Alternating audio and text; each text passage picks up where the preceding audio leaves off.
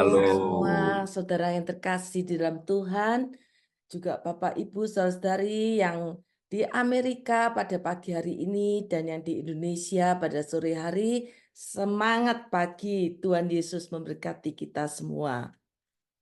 Puji Tuhan, pada hari ini kita akan membahas firman Tuhan yang berjudul Kuasa, Doa, dan Puasa. Saya percaya kita semua yang hadir di Zoom ini sudah menjalankan puasa. Amin. Semua berdasarkan komitmen masing-masing kepada Tuhan, di mana puasa ini kita lakukan bersama-sama dari tanggal 7 Maret sampai tanggal 15 April. Semua karena anugerahnya kita boleh masuk dalam doa dan puasa, di mana saya percaya kita akan menerima kuasanya. Kita akan menerima apa yang Tuhan janjikan dan apa yang Tuhan firmankan tidak akan pernah sia-sia. Amin. Puasa orang Kristen itu selama 40 hari. Sama seperti Tuhan Yesus kita berpuasa selama 40 hari dan 40 malam. Tuhan Yesus kita itu sungguh-sungguh luar biasa. Di saat dia berpuasa, oleh roh dia dibawa ke padang gurun. Tuhan Yesus dicobai oleh iblis. Jadi kalau kita sampai puasa ini ada cobaan, percaya kita keluar sebagai pemenang. Percaya kita akan menerima kuasanya yang dahsyat dan ajaib. Tuhan Yesus sendiri sebagai Tuhan kita selama puasa dicobai. 40 hari 40 malam Tuhan Yesus berpuasa. Dan Tuhan Yesus saat dicobai sebagai manusia pada saat itu, dia juga merasa lapar sama dengan kita. Dan kita perhatikan Tuhan Yesus itu dicobai di padang gurun. Nggak gampang loh ya, kondisi dicobai di padang gurun. Kita tahu padang gurun itu gambarannya seperti apa. Siapa yang sudah pernah ke padang gurun? Saya sudah pernah ya waktu ke Israel itu panas sekali. Namanya padang gurun tuh nggak ada yang istilahnya kita bisa lihat pemandangan macam-macam makanan di mana-mana tuh nggak ada. Es campur nggak ada, es teler nggak ada apa-apa. Air putih juga nggak ada. Jadi padang gurun tuh bener-bener pasir semua. Batu, pasir, udaranya panas, kering. Dan Tuhan Yesus dicobai di padang gurun. Kalau kita perhatikan Tuhan Yesus dicobai di padang gurun, dia juga merasa haus dan lapar. Tetapi kita mau belajar dari Tuhan Yesus ya. Pada hari ini mari kita bersama-sama kita buka firman Tuhan di dalam Matius 4.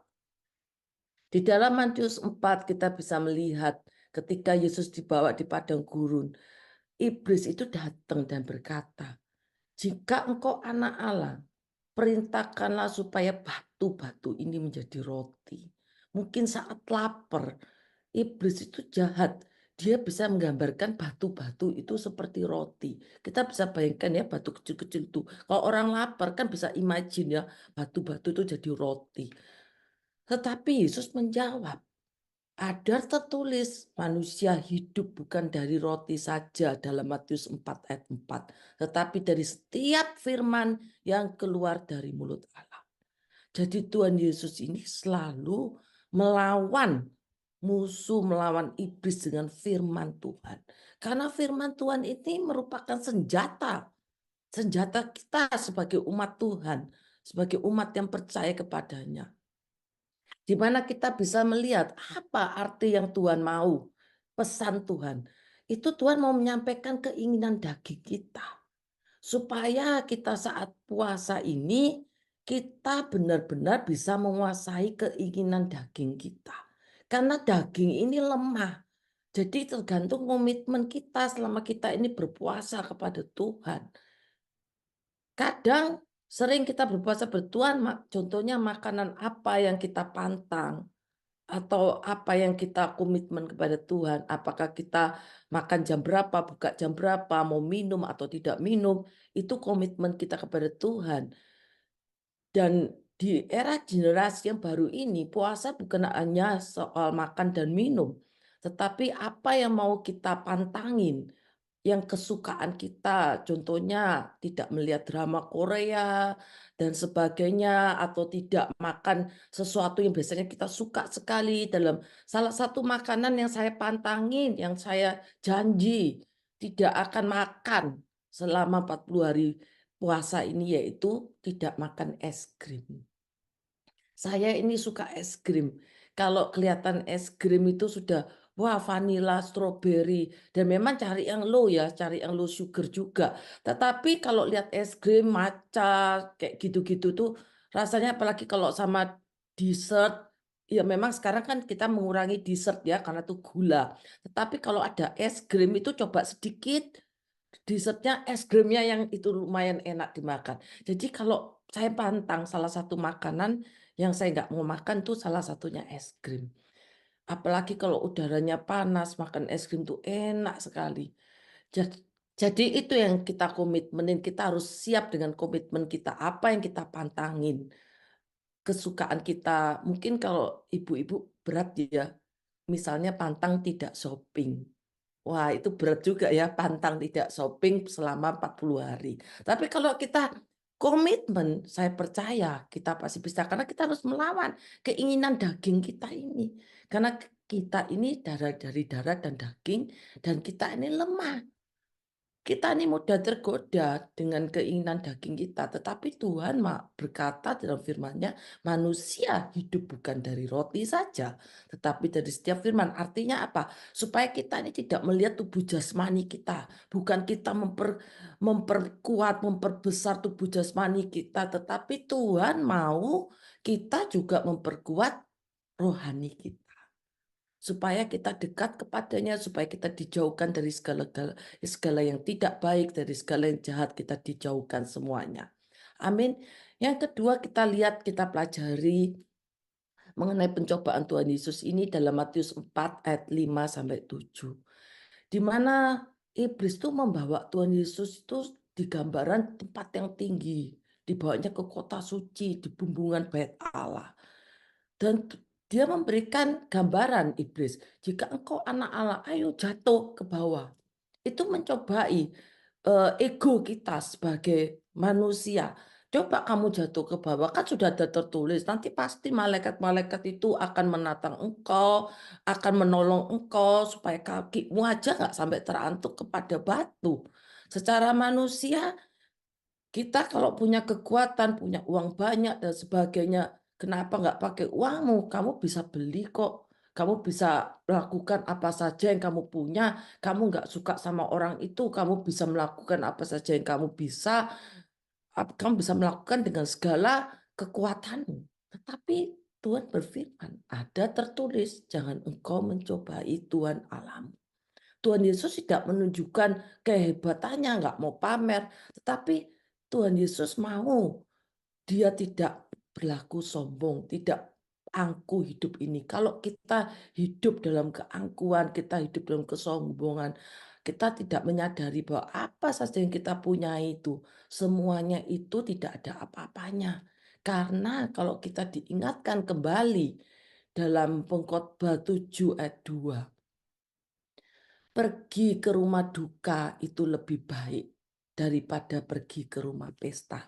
Karena di rumah dukalah kesudahan setiap manusia. Hendaknya orang yang hidup, yaitu kita, itu memperhatikannya. Jadi tidak ada yang perlu kita sombongkan, tidak ada yang perlu kita banggakan dalam kehidupan kita. Misalnya dengan kekuatan kita, kita sombong, dengan kepandaian kita sombong, dengan apa yang kita punya, kita sombong. Itu semuanya akan sia-sia. Tetapi biar kita sungguh-sungguh menjalani hidup ini dengan benar dalam masuk dalam perkenanannya. Kemarin puji Tuhan, saya boleh datang ke funeral di mana saudara kami yang terkasih, Bapak Hendra Setia Dharma, boleh dipanggil ke rumah Bapak di surga. Di situ kita bisa melihat kesudahan setiap manusia. Manusia cuman setelah meninggal cuman ditaruh satu tempat, berapa kali berapa, dan setelah itu dikubur atau dikremasi. Dan puji Tuhan yang kita percaya sebagai orang percaya, kita mengharapkan kita di rapture.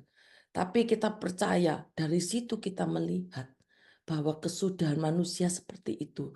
Oleh sebab itu, di mana kita boleh kesempatan untuk hidup, pakai kesempatan untuk hidup ini, untuk kita sungguh-sungguh hidup untuk memuliakan namanya. Kita tidak mau hidup dalam kesombongan, kita tidak mau hidup dalam keinginan daging, kita bisa kontrol, punya penguasaan diri. Amin.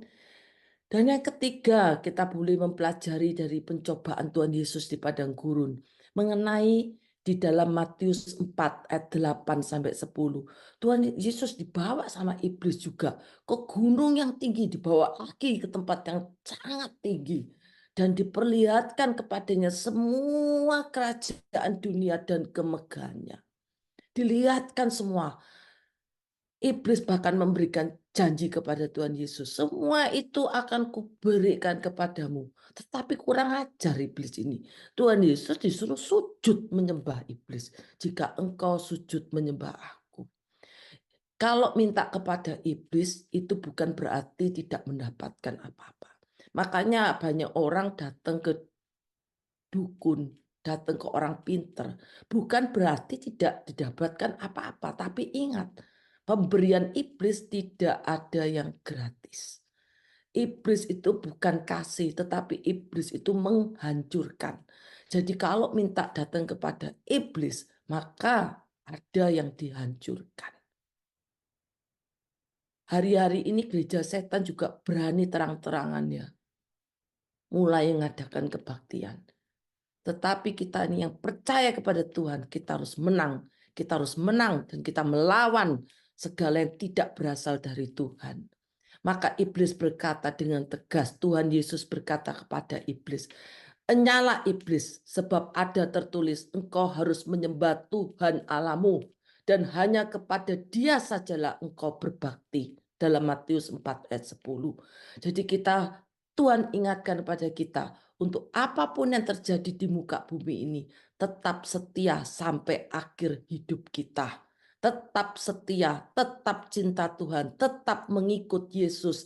Sekali Yesus, tetap Yesus. Amin. Jadi Tuhan mengingatkan pada kita supaya kita menjaga mata kita. Mata kita ini kalau kita perhatikan, apalagi kalau di mall, itu dijaga. Banyak godaannya di mall. Jadi mata kita ini dijaga supaya apa, kita bisa menguasai diri kita, mengontrol diri kita. Akhirnya iblis meninggalkan Tuhan Yesus dan malaikat-malaikat datang melayani Yesus. Karena apa? Karena Tuhan Yesus kita ini sudah memberikan contoh yang begitu luar biasa. Tuhan Yesus dicobai, tetapi Tuhan Yesus kita yang hebat dan penuh kuasa, tidak jatuh di dalam dosa. Tuhan Yesus membuktikan bahwa Tuhan Yesus menang dari segala pencobaan. Oleh sebab itu kita yang percaya, kita pun umat Tuhan, kita mau menang dari setiap masalah kita. Kita menang dari segala pencobaan apapun. Karena kita percaya kita punya Tuhan yang besar. Masalah kita itu kecil. Amin. Karena kita punya Tuhan yang besar. Ada barusan ini saya dapat forward ya. Nggak tahu dari media mana. Tapi forward itu lucu, ada kata-kata di bawahnya. Jika engkau mempunyai masalah, tapi masalahmu tidak akan lebih besar dari masalah ini. Tahu gambarnya apa? Ada orang menabrakkan mobilnya masuk di showroom mobil Porsche. Yang harganya satu mobil Porsche itu 8,9 miliar. Wow, luar biasa. 8,9 miliar itu mobil biasa yang nubruk. Jadi berikan gambaran, jika masalahmu tidak seperti masalah itu, kita harus bersyukur. Kita percaya Tuhan tahu setiap daripada kita punya kekuatan sendiri-sendiri. Tiap orang beda-beda. Kalau kita tidak mau dicobai, dekat kepada Tuhan supaya kita juga dijauhkan dari segala pencobaan. Saya juga nggak suka dicobai, semua dari kita nggak ada yang mau dicobai. Siapa yang mau dicobai hari ini? Angkat tangannya. Nggak ada kan?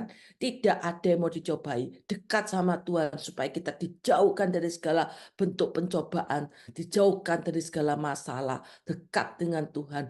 Pakai kedekatan kita dengan Tuhan di hari-hari kita berdoa dan puasa. Kita akan menerima kuasanya yang luar biasa. Kita akan menerima kuasanya yang dahsyat.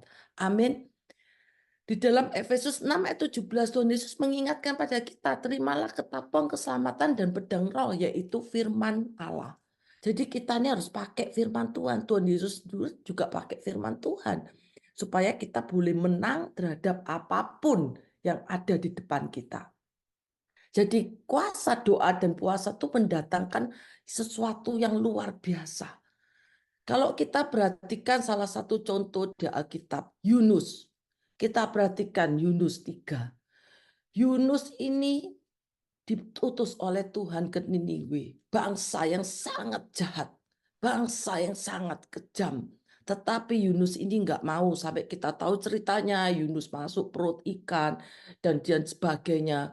Akhirnya Yunus pergilah dia pergi ke kota Niniwe juga pada akhirnya. Sampai sebuah kota yang besar dia mengumumkan, dia berkata mulai Yunus masuk 40 hari lagi dalam Yunus 3 ayat 4. Niniwe ini akan ditunggang balikkan.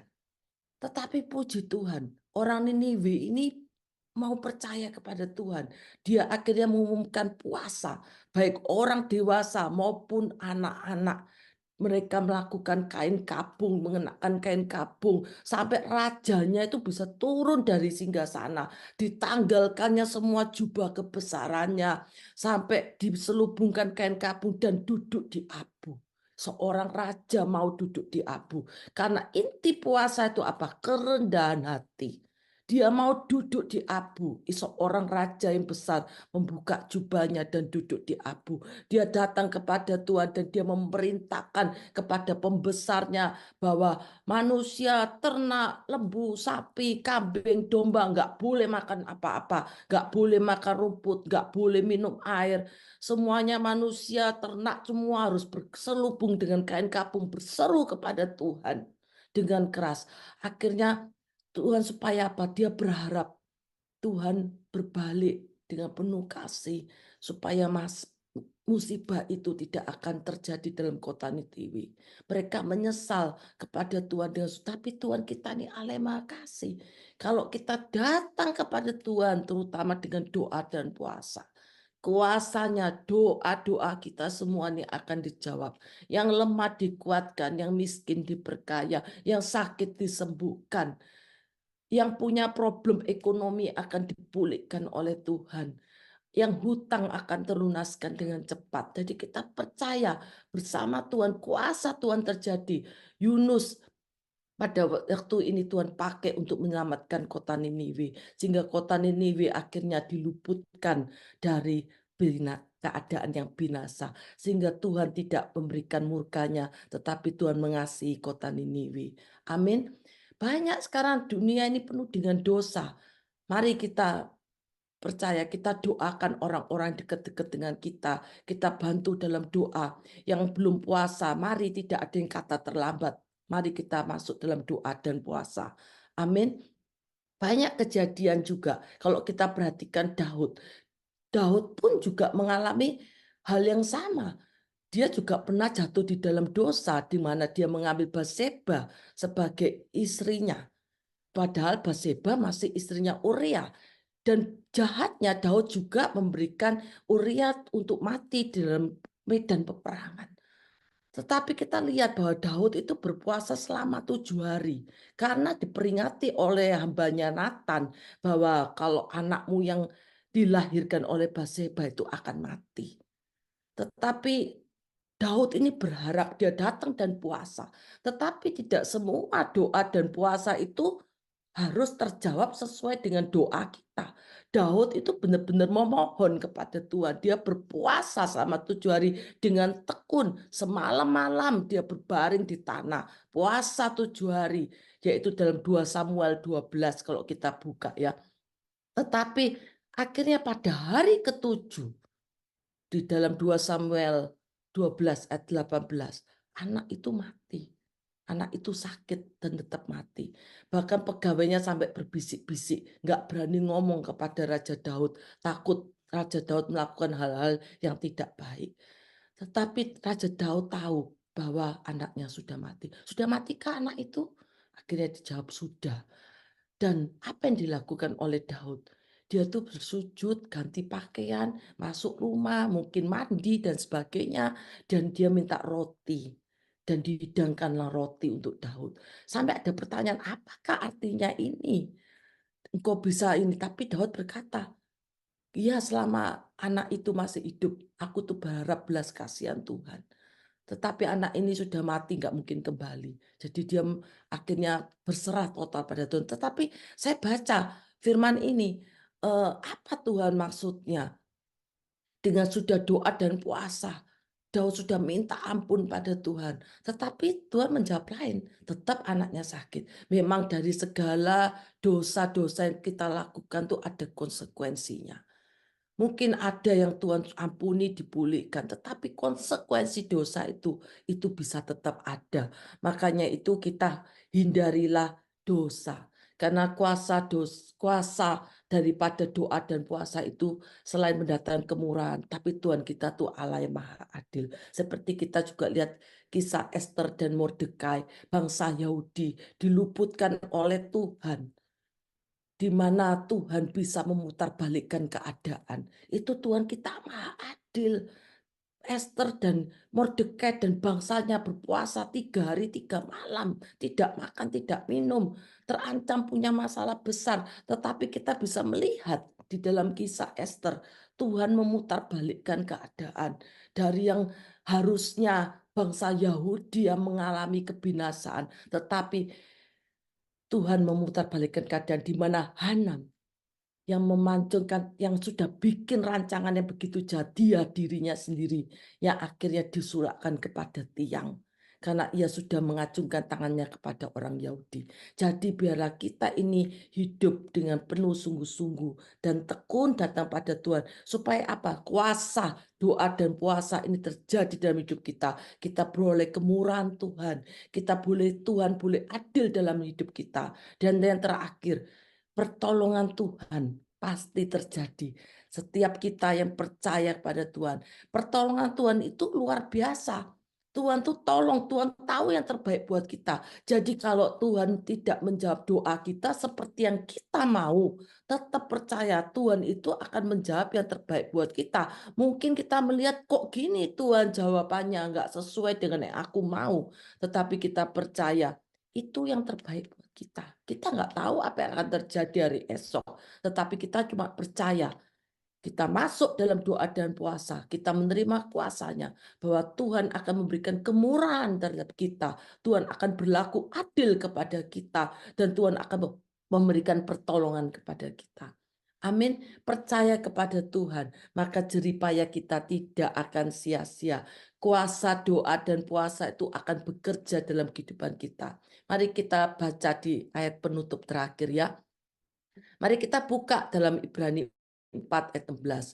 Sebab itu, marilah kita dengan penuh keberanian menghampiri takhta kasih karunia. Supaya apa? Supaya kita ini menerima rahmat dan menemukan kasih karunia untuk mendapat pertolongan kita pada waktunya. Karena kita percaya pertolongan kita itu adalah dalam nama Tuhan yang menjadikan langit dan bumi. Tidak ada nama lain selain kita berharap kepada Tuhan Yesus kita. Amin. Mari kita sungguh-sungguh selama masa doa dan puasa ini, kita mau lebih dekat kepada Tuhan, supaya kita memiliki komitmen yang benar-benar berarti di hadapan Tuhan. Minta perkenanan Tuhan terjadi dalam hidup kita. Sehingga saya percaya kuasa doa dan puasa terjadi dalam hidup kita. Kita menerima kemurahan Tuhan. Kita menerima keadilan dari Tuhan. Dan kita menerima pertolongannya yang tepat pada waktunya. Amin. Saya tutup firman Tuhan dalam doa. Mari kita berdoa bersama-sama. Terima kasih Tuhan untuk firman-Mu yang Tuhan sudah ingatkan kepada kami semua. Untuk selama kami masuk dalam doa dan puasa ini Tuhan. Kami percaya Tuhan bersama Engkau tidak akan pernah sia-sia. Dan kami percaya Tuhan biar kami semua hidup dalam perkenanan-Mu dan nama Tuhan dipermuliakan. Kami tidak mau Tuhan jatuh di dalam dosa. Kami mau seperti Engkau Tuhan, di mana Engkau pun menang terhadap setiap persoalan yang Kau hadapi. Engkau menang dalam setiap pencobaan Tuhan sebagai manusia pada waktu itu. Kami percaya Tuhan, kami semua yang benar-benar cinta kepadamu Tuhan. Kami mau mengikuti Engkau sampai akhir hidup kami. Kami mau hidup setia sampai hidup kami. Sehingga kami percaya Tuhan, Engkau dapatkan kami Tuhan benar-benar hidup setia dalam kebenaran firman-Mu. Terima kasih ya Bapa. Kami mau serahkan semua yang hadir di tempat ini. Biar berkat Abraham, Ishak dan Israel turun atas kami semua dari sekarang sampai selamanya. Yang percaya katakan bersama saya. Amin.